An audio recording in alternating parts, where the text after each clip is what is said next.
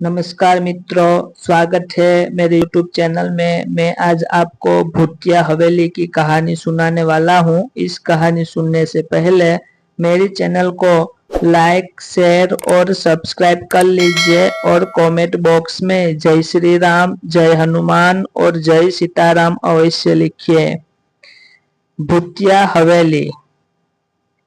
22 वर्षीय अनिरुद्ध अपनी बड़ी बहन दीप्ति और जीजा अविनाश से मिलने नैनीताल जा रहा था। दीप्ति की शादी हाल ही में हुई थी और अनिरुद्ध उनसे पहली बार मिलने जा रहा था। काठगोदाम में ट्रेन 4 बजे लेट होने के कारण रात हो गई थी। स्टेशन से दीप्ति का गांव 7 किलोमीटर दूर था। अविनाश काम में व्यस्त थे, इसलिए रात में अकेले आना अनिरुद्ध के लिए मजबूरी थी। डर और थकान से धीरे धीरे अनिरुद्ध ने पैदल चलना शुरू किया। कुछ दूर चलने पर उसे एक भव्य हवेली दिखी।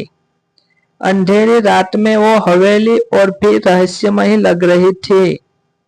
अनिरुद्ध और थकान।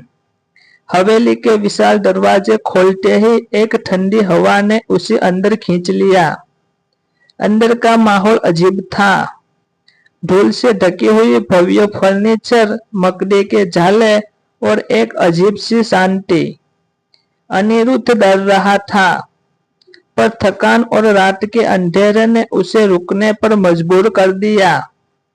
वहां एक कमरे में जाकर सो गया। आधी रात में अजीब सी आवाजें और ठंडी हवाओं ने उसकी नींद खोल दी। डरते हुए उसने कमरे से बाहर झांका। धुंधली रोशनी में उसने कुछ आकृतियां देखी। डर से उसकी सांसें थम गई। वो आकृतियां इंसानों जैसी लग रही थी, पर पारदर्शी थी। धीरे धीरे अनिरुद्ध को एहसास हुआ कि वो भूतों से घिरा हुआ था। घूमते भूत और अनिरुद्ध। भूत इधर उधर घूम रहे थे, बातें कर रहे थे, हंस रहे थे। अनिरुद्ध डर के मारे कांप रहा था। वो चाहता था कि वो वहां से भाग जाए, पर डर ने उसे जकड़ रखा था। अचानक एक भूतिया महिला अनिरुद्ध के पास आई। उसकी आंखें लाल थी और उसके बाल खुले थे। उसने एक भयानक आवाज में कहा, तुम यहाँ क्या कर रहे हो? यहाँ हमारा घर है, आज नहीं छोड़ूंगी तुम्हें।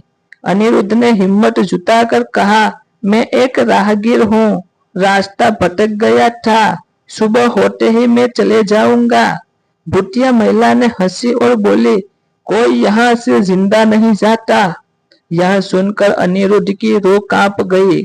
अनिरुद्ध हाथ जोड़कर उस डरावनी शक्ल वाली महिला से हाथ जोड़कर बार बार वहां आने के लिए माफी मांग रहा था।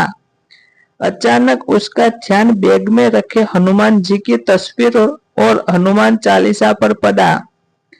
पता नहीं अचानक उसके शरीर में इतना बल कहां से आया।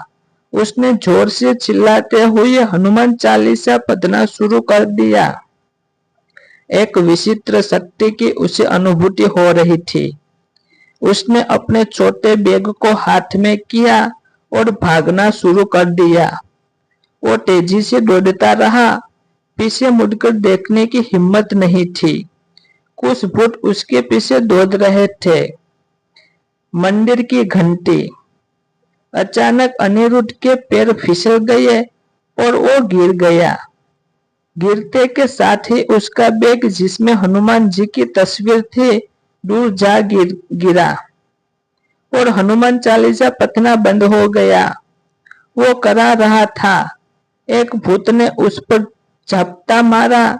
इसी बीच मंदिर की घंटी जोर से बजी, जिसकी आवाज यहाँ तक आ रही थी।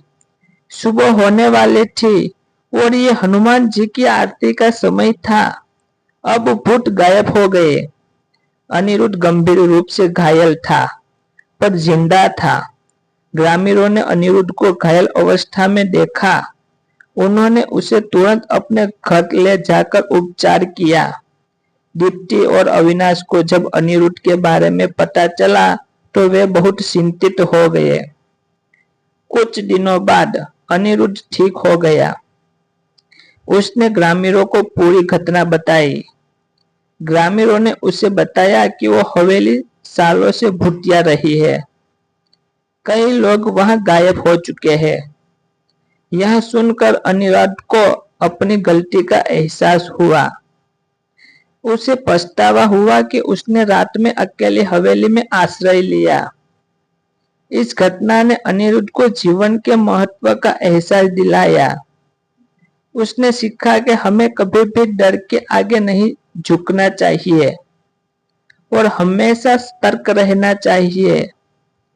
कुछ दिनों बाद अनिरुद्ध अपनी बहन और जीजा के साथ वापस दिल्ली लौट आया। वो कभी भी नैनीताल की उस भयानक रात को नहीं भूलेगा। कहानी की सीख: अंधेरी रात में अकेले सफर नहीं करना चाहिए। अजनबी जगहों पर आश्रय नहीं लेना चाहिए।